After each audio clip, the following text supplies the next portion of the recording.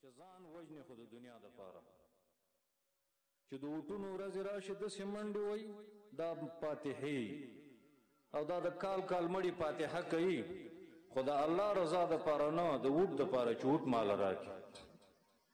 په دې تېر شوې روژه کې یوه قصه زموږ کلي کې شوې ده.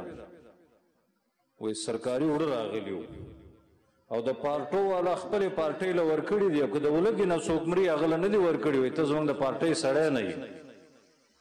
زما مسلمانانو ورونو شیخ الاسلام لیکلی دی وایي د تاتاریانو په جنګ کې چې مسلمانانو باندې زوال راغی نو د پارټو د مذهبونو د لاسه راغی چې مسلمانان د مذهبي غیش د لاسه د یو بل دشمنان وو چې ته حنفی زه شافعي یم ته مالکي او زه حنبلي یم. د هغه جنګونو د اختلافاتو د لاسه مسلمانانو نو لوی لوی ملکونه تباه شو. نو د پارټو والا ته ویو چې ظلم ونه کې دا پارټۍ به ختم شي دا دنیا به وران شي. د دنیا حالات دوام نه لري دنیا حالات اوړي راوړي. د جړا والا به داسې ورځې راځي چې خاندي به خنداګانو والو باندې داسې ورځې به راشي چې دا به جاړي ځکه د دنیا حالات دوام نه لري.